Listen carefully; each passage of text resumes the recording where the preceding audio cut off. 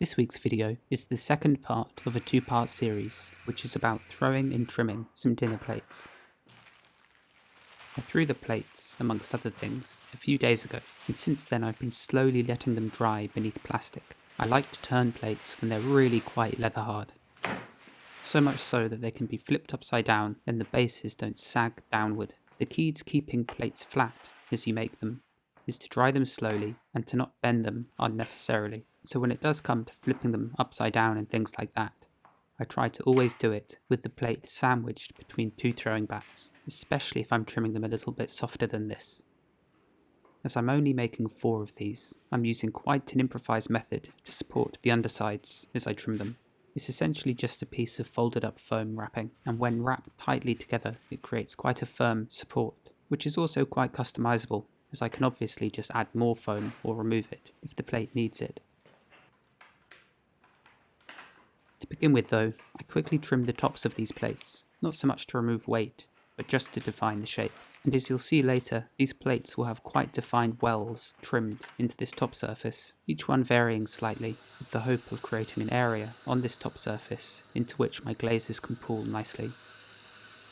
The plate at this point is secured from the outside with 3 lugs of clay, and I'm just trimming this top surface to ensure that it's perfectly flat. If you've been watching me for a while now, you should know that I'm a potter who likes to trim. The process of refining these shapes and carving out a delicate, refined form is what gives me joy when making pots.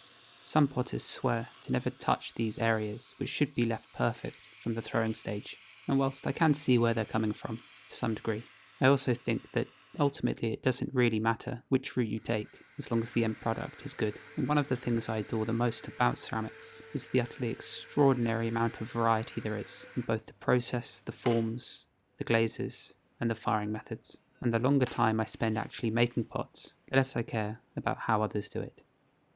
Once the plate's ready to flip, I slide the piece of foam underneath it, and then I tap center the plate so it spins perfectly in the middle of the wheel.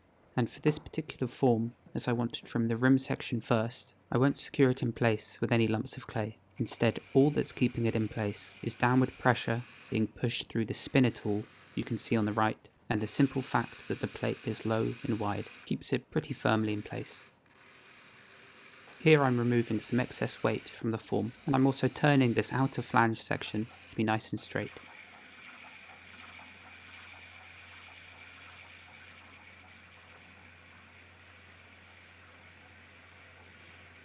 Which is an unbelievably satisfying process when the clay is in the right condition and sharp tools are used.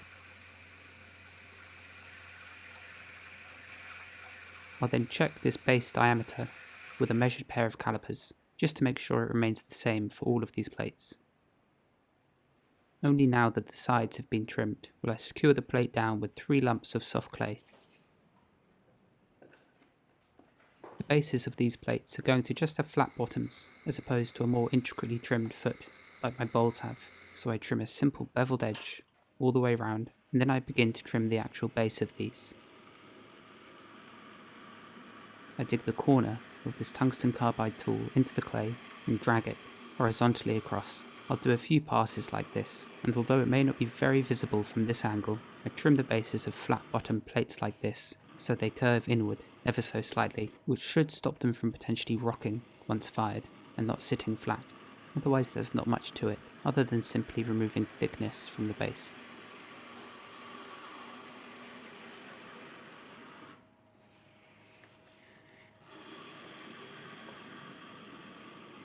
Once I'm content with the thickness, I'll use a flat-edged metal tool to skim over those trimming marks and tidy over the base.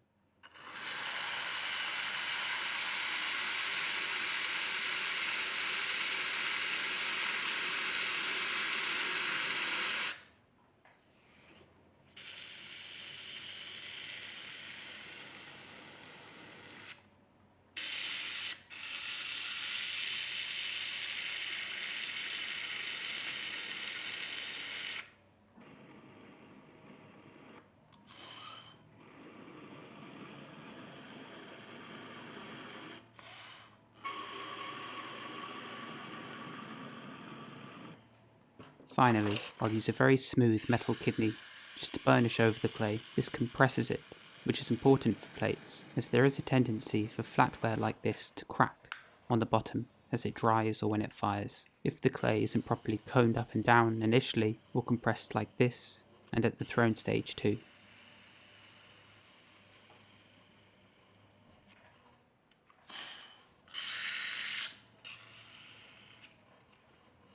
Once the bottom's burnished, I'll smooth the beveled edge, and then it's time to stamp the piece with my maker's mark, which for these plates is going on the beveled edge, as if I did it on the very base itself, I think it would push up into the interior form of the plate when turned upright. I then carefully remove the lugs of clay holding it down,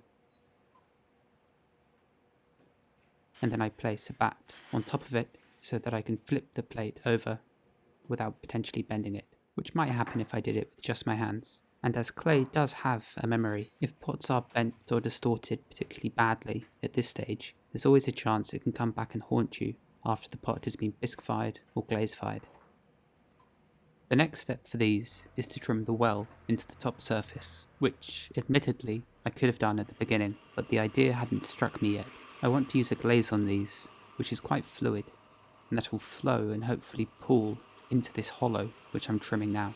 This way the glaze might be a deeper tone in this middle circle as it is compared to that outside of it, and the flange too. So in a way they'll be like concentric circles of colour, each laid on top of the other. But like I said, this is the first initial test, so I hope it works.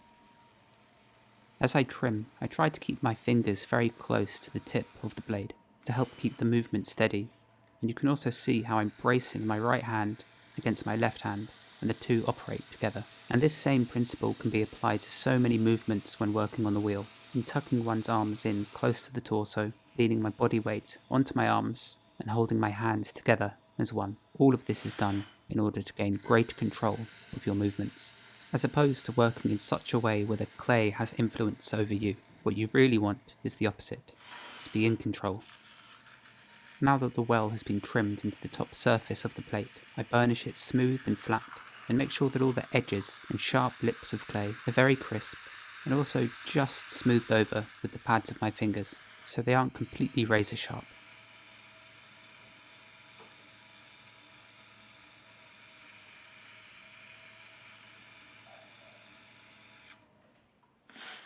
The idea is that each of these plates will have a circle trimmed into the middle of them, which varies in width, which ultimately means the food positioned onto them can be framed differently by the surrounding clay and glaze.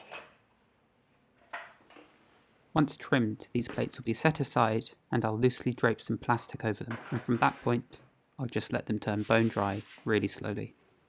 I think this is often how my ideas begin. I'll think of something and make a few initial tests, and then I'll glaze them and run them through the kiln. Sometimes the idea works, and other times it doesn't.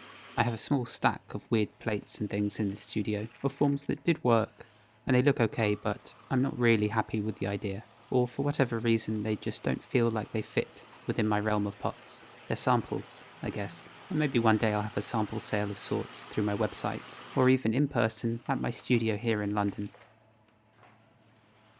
Flatware, and plates especially, are a form I did kind of avoid for a while. The old kiln shelves I was using were very warped, and they were sagging due to the high temperature I fire to, which means that any plate placed on top of them to be fired does end up becoming a bit more distorted too, because of that.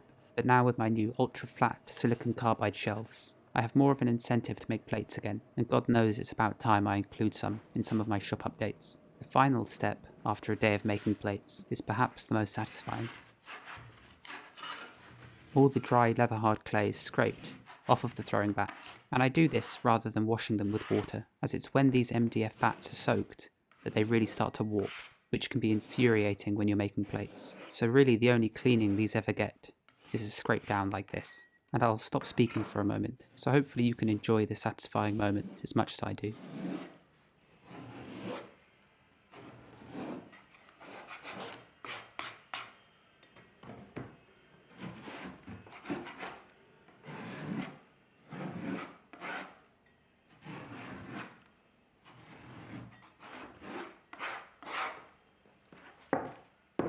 As these leather-hard chunks are so thin, I immediately just pour them into my reclaim bucket, where they dissolve into a fine slurry in a moment or two, ready to be recycled.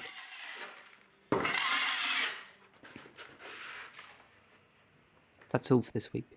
Thanks so much for watching, and I'll see you next week.